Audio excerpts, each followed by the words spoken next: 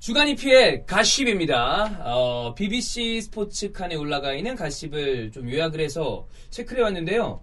이게 지금 우리뿐만이 아니래요.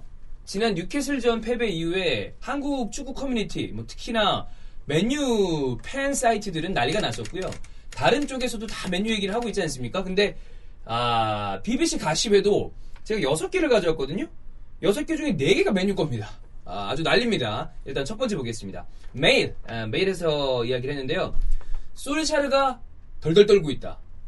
MH 주간 끝난 다음에 이 펼쳐질 노스 웨스트 더비에서 만약에 패배를 당할 경우에 나가리가 될 가능성에 대해서 굉장히 두려워하고 있다. 이런 얘기를 하고 있습니다. 많은 분들이 그런 얘기를 합니다. 이건 제가 봤을 때 리버풀 팬들이 약간 좀 뭐라 그래야 될까요? 괜히 겁내는 거? 좀 이게 아닐까 생각이 드는데, 야, 그래도 모른다. 올드 트래포드는 모른다. 아무리 우리가 지금 잘 나가고 있을지라도, 올드 트래포드에서 이 노스웨스트 더비는 모른다라고 얘기하지만 여러분 모르지 않습니다. 그거 리버풀 팬들 왜 자신을 속입니까? 거짓말인 거 다 알아요. 솔직히 말해서 존나 자신있죠? 개 떡 바를 것 같죠? 그리고 그럴 가능성이 큽니다. 맨유 팬들이 굉장히 두려워하고 있습니다. 지금의 상태로는 A매치 주간 이후에 부상자가 어떻게 돌아올지 모르겠습니다만 저는 이거는 리버풀이 굉장히 무난하게 어떻게 보면 잘못하면 정말 강력한 승리, 이 큰 패배를 맨유에게 안길 가능성도 충분히 있다. 반대로 이야기하면 맨유는 진짜 이 경기에서 설사 지더라도 결사항전의 의지, 생즉사 사즉생으로 덤벼야 됩니다. 이게 그런 이제 저희가 히든풋볼을 하고 있잖아요. 그런 이야기를 많이 했어요. 오히려 패배 이후에 A매치 주간을 갖는 게 이 패배를 한 팀들에게 다행일 수도 있다고 얘기를 했는데 거기서 송영주 해설위원, 영주형이 그런 얘기를 했거든요. 아니다. 이건 반대로 생각할 수도 있다. 팀이 승리한 다음에 어떻게든 승리한 다음에 A매치 주간을 가져야 약간 추스릴 수 있는 시간이 있는데 패배를 하면 팀 분위기를 다 만들지 못한 상태에서 A매치 때문에 다 뿔뿔이 흩어져. 그러면 쉬지 못한 상태에서 다 A매치를 경기를 뛰고 올 거 아니에요? 그러고 난 다음에 돌아오면 하루 이틀밖에 제대로 훈련을 하지 못하고 경기에 들어간다? 그럼 오히려 위험할 수도 있다는 얘기를 했는데 저는 그 얘기가 생각해보니까 맞는 것 같더라고요. 그래서 토트넘이랑 맨체스터 유나이티드는 지금 타이밍에 A매치 주간을 갖는 게 오히려 물론 분위기를 끊고 간다는 데는 의미가 있지만 반대로 생각했을 때 팀 분위기를 감독이 추스리지 못해야 할 수도 있다는 얘기가 맞다고 보이거든요. 그래서 저는 노스웨스트 더비에서는 이거 맨유가 진짜 이거는 맨체스터 유나이티드 유니폼을 입고 있는 선수들로서 자긍심을 보여줘서 야 이거 우리가 지더라도 진짜 본때를 보여줘야 된다. 그래 스코어는 질지 몰라도 이거 젖잘살은 해야 된다라는 생각으로 덤비지 않으면 지금 리버풀이랑 맨유는 한 단계 두 단계 차이 나는 게 아니에요. 급 차이가 많이 납니다. 여러분 기억나시죠? 뉴캐슬 경기 때 그 스쿼드가 어느 정도를 리그컵 수준이었는지 그거 맨유 선수들은 꼭 생각을 해야 되고 솔샤르도 이게 두려워해야 될 게 아니다. 야 진짜 이 경기 만약에 내가 때면 이거 내가 진짜 내가 나간다 이 생각으로 덤벼야 된다. 이렇게 안일하게 무서워하면 안 돼요. 자, 두 번째 The Sun. 역시 선입니다. 몇몇 맨유 선수들은 솔샤르에 대한 신뢰를 잃었고 일부는 벌써 그의 말을 듣지 않고 있다라는 얘기를 하고 있습니다. 근데 솔직히 말해서 저도 그럴 것 같아요. 이게 왜냐하면 솔샤르가 약간 유순한 성격인 것 같아요. 저는 솔샤르가 진짜 어떤 성격인지 모르겠지만 좀 불같은, 그 다음에 흔히 이야기하는 헤어드라이어를 날리면서 막 선수들을 쥐잡듯이 잡고 이런 타입은 아닌 것 같거든요. 근데 지금 맨유한테 필요한 감독은 콘택과의 감독인 것 같아요. 팀이 스타도 많고 그 다음에 스쿼드의 자원이 풍부하면 덕장, 안첼로티 아니면 이렇게 야 괜찮아 그래 한번 잘해보자 그 다음에 조금 모자란 선수들한테 보듬어주고 이런 감독이 필요합니다만 지금 맨유는 누가 봐도 명확하게 돈을 어디다 썼는지도 모르는 그런 상황의 스쿼드예요. 그러면 애들을 조져놔야 돼. 이 조진다는 게 진짜 예전에 박종원 감독처럼 핵꿀밤을 때리라는 얘기가 아니라 확실하게 기강을 잡고 선수들에게 굉장히 좀 디테일한 디렉션을 주고 분위기를 잡아서 이걸 확 끌어올리는 그게 필요한데 지금은 제가 봤을 때는 이 솔샤르처럼 유순해 보이는 스타일의 감독이 온다 그러면 당장 뭐라 그래야 될까요? 선수들이 갈피를 못 잡고 그러다 보니까 선수들 입장에서는 뭐야 왜 우리한테 해주는 게 없어 우리 지금 막 지고 있는데 그러니까 대야가 그러잖아요. 이곳에 온 다음에 이런 패배는 처음이고 이런 분위기도 처음이고 도대체 우리가 어떻게 해야 될지 모르겠다라는 뉘앙스의 인터뷰를 했잖아요. 이거는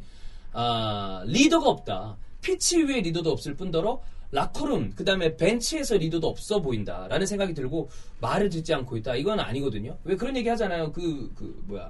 맨유 이 트레이닝 장면 보면은 이렇게 좀 이렇게 띵가띵가 놀고 있는 마샬이었나요? 이건 말도 안 됩니다. 맨유가 옛날에 그런 얘기 했었어요. 약간 이건 비아냥거리는 의미도 있었습니다만 커뮤니티에서 남자 연합 맨유, 그래서 맨 유나이티드 그랬잖아. 얘네들은 무슨 깡패밖에 없냐. 근데 그런 분위기가 있어서 맨유가 상대하면 막 애들이 태클 걸고 그러니까 좀 두려워했단 말이에요. 그런 게 있어야 되는데 요즘 맨유 그런 게 없습니다. 그렇게 어린애들이 나와가지고 지들 멋대로 축구하는 게 언제부터 맨유 축구였습니까? 자, 그 다음 이게 이제 좀 암울한 건데 역시 데일리 메일입니다. 이런 이야기에도 불구하고 글레이저 가문은 여전히 솔샤르를 적극 지지 중이고 리빌딩에 시간이 필요하다고 생각한다. 저는 이거는 맞다고 생각해요. 글레이저, 솔샤르 신임해도 됩니다. 문제는 뭐냐면 우드워드를 신임하면 안 됩니다. 글레이저 가문 입장에서 우드워드를 신임할 만해요. 왜? 가만히 있어도 돈을 벌어다 주거든. 근데 축구팀은 제가 정말 누누이 얘기하지만 이러면 곡간이 털려요. 축구팀의 메커니즘은 축구를 잘한다, 우승을 한다, 인기가 많아진다, 스폰서가 붙는다, 돈을 벌어온다, 이거예요. 근데 돈을 벌어온다? 축구를 못한다? 성적이 안 나온다, 인기가 떨어진다, 또 스폰서가 안 붙는다, 돈이 없다, 이렇게 된다니까? 지금은 이제 제가 봤을 때 점점 한계치로 갑니다. 퍼거슨 감독 은퇴한 다음에 지금 6, 7시즌 지났죠? 6, 7시즌 동안 제대로 들어올린 트로피라고는 바날이 FA컵 올린 거랑 무리뉴가 유로파 올린 거, 이거 2개밖에 없는 걸로 기억을 합니다. 지금 제가 갑자기 생각한 거라 이게 확실하지 않을 수도 있는데 제가 생각하는 트로피는 2개가 맞을 거예요. 이건 아닙니다. 이 트로피를 못 달지라도 챔피언스 리그에서 뭐 일정 이상으로 올라간다거나 리그에서 강력하게 맨체스터 시티나 리버풀 같은 노스웨스트 전통적인 라이벌 혹은 맨체스터 더비 이 지역 라이벌이랑 계속해서 경쟁을 해주면 야 그래도 퍼거슨이 떠났더라도 우리가 뭘 할 수 있구나라는 이 어떤 이미지를 줘야 되는데 그게 아니라 저걸 밑에서 놀고 감독 맨날 나가리 되고 무리뉴 나가가지고 야 내가 2위 한 게 내 최고의 업적이야 그거 봐봐 장난 아니라 그랬지 지금 하는 거 봐봐 이런 얘기를 하면 이거는 성적이 떨어진다는 건데 지금 맨유의 성적이 나오지 않는 이유 중에 가장 큰 이유는 우드워드거든요. 맨유 팬들도 다 그렇게 생각하시잖아요.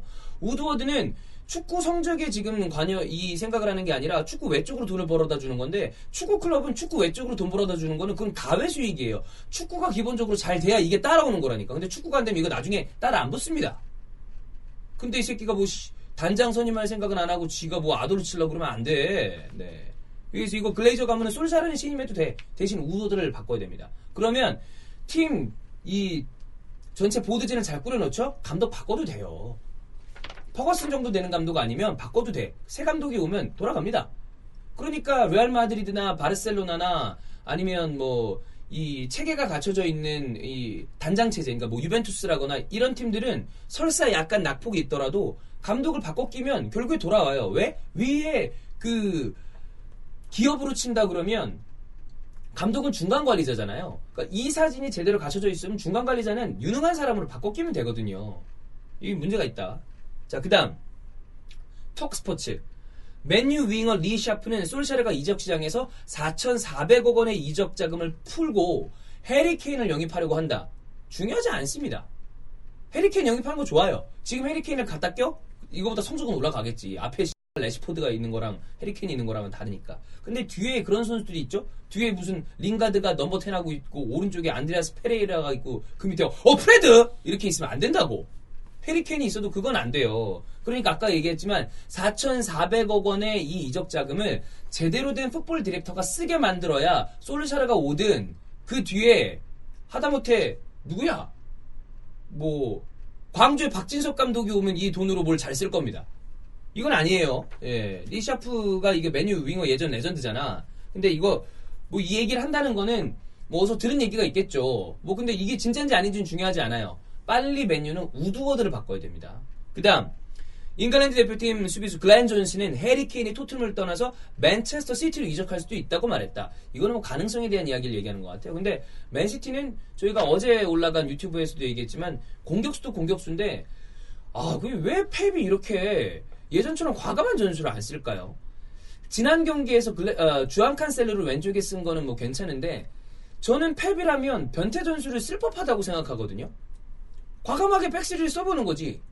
워커를 오른쪽 스토퍼로 쓰고, 근데 워커도 요즘에 실수가 많아가지고 워커 쓰고, 차라리 저는 로드리를 내리는 것도 괜찮다고 봅니다.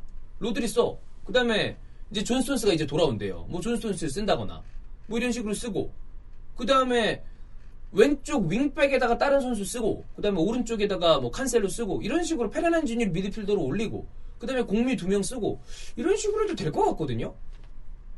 왜냐하면 왼쪽 윙백을 두면 어쨌든 뒤에 센터백 하나가 더 있기 때문에 커버할 수 있는 공간도 있고, 미드필더가 개입해서 그 공간을 커버할 수 있는데, 지금처럼 그냥 좀 무난한 4-2-3-1 거기다 균도안을 쓰는 거는 저는 펩답지 않다고 봅니다. 펩이 좀 다시 예전에 뭐 이렇게 과르가즘 느끼고 그랬었잖아. 레반도프스키가 골 넣었을 때. 그런 어떤 이 변태적인 전술을 좀 썼으면 좋겠다. 지금은 너무 무난합니다. 이런 식으로 했다가 리버풀을 못 따라잡는다.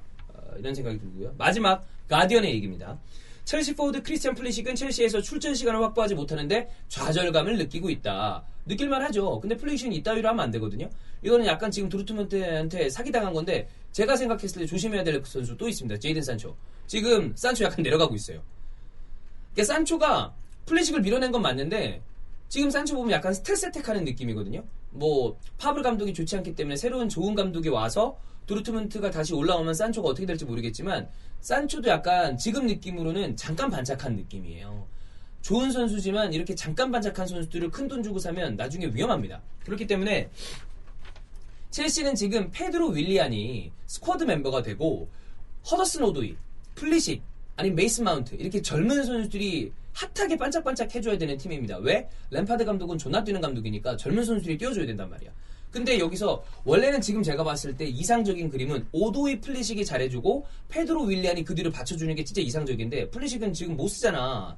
이러면 새로운 윙어로 사야 된단 말이야. 근데 이 돈 주고 지금 거의 900억 가까이 주고 산 선수를 이런 식으로, 그러니까 플리식도 훨씬 더 잘해줘야 되고, 나아가 얘기했을 때 아까 얘기했던 것처럼 지금 아마 제이든 산초 막 무슨 뭐 1000억이니 2000억이니 얘기 나올 거란 말이에요. 지금 사면 안 됩니다. 이거 플리식 골라 할 수도 있어요. 그러니까 도르트문트가 요즘 장사를 잘하거든요. 우스망 덴벨레 지금 뭐 어떻게 하고 있습니까? 그러니까 도르트문트한테 여러분 사기당하지 맙시다. 이게 도르트문트에서 반짝반짝하는 선수들 딱 사왔다가 지금 피부는 눈탱이 맞은 선수들이 팀들이 많기 때문에 좀 조심을 해야 될 것 같고, 이건 다 농담이죠. 가십은 농담이 섞여 있다는 거 감안해 주시고요. 자, 가십은 요 정도입니다. 여러분, 10월 14일 추맨이 돌아온다. 추맨이 그렇다면 아닌 거다.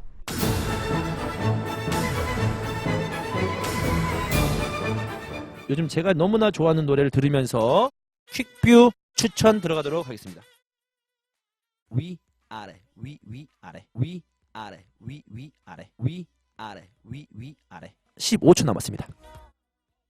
5 4 3 2 1 땡. 위 아래 위 아래 위 아래 위 아래. 다음 유튜브에 돌아오겠습니다.